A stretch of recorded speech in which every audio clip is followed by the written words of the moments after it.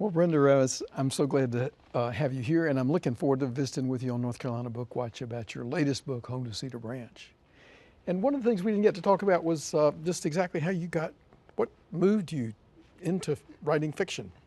DG, I moved back to where my mother had grown up, where there are 4 homes that date back 7 generations in my family. And in the attic, we found a barrel that was sealed with a steel strap.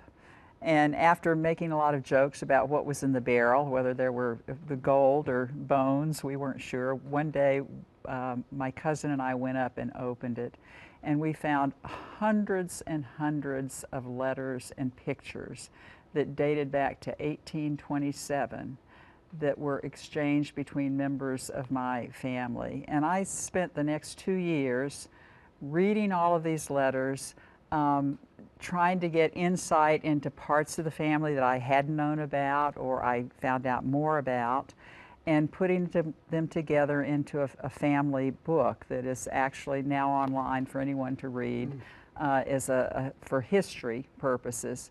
But there were just some beautiful, beautiful letters. One that I quote over and over again was from my great-great-great-grandmother, who was writing a letter to her granddaughter. And she started by saying, "Dear Maud, I am 72 years old, and I want you to know a little bit about my life before I die." And she wrote 10 pages, starting with the War of 1812, the time that she was married at 18 to a man who was 20 years older than she was. She became the mistress of a plantation that had slaves. Her one child died of tuberculosis, and she remarried. And it is all of a sudden this life opened up to me that I had no idea about. I knew where her gravestone was. I knew when she was born. I knew when she died.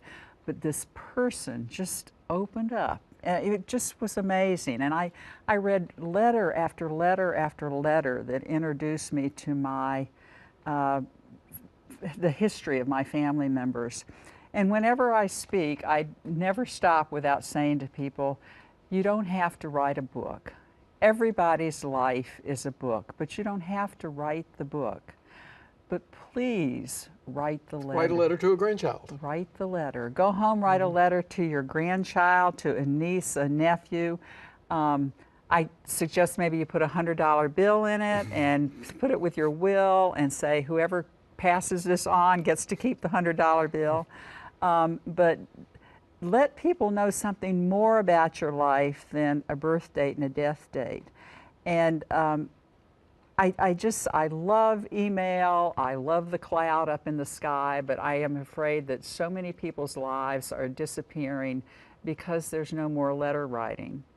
And I value that so much, and I encourage every listener out there not to assume that your life isn't important, because what may have happened over the 40 or 50 years are just going to be so interesting to your grandchildren and great-grandchildren, and who knows, one day maybe there'll be someone like me in your family who wants to put it in a book. Well, no, but thanks to your ancestor, great-great-great-great-grandmother, who wrote that letter and lit the fire under you, and as a result have brought to a wider circle a wonderful book, which we'll talk about on North Carolina Bookwatch. Thank you. Thank you.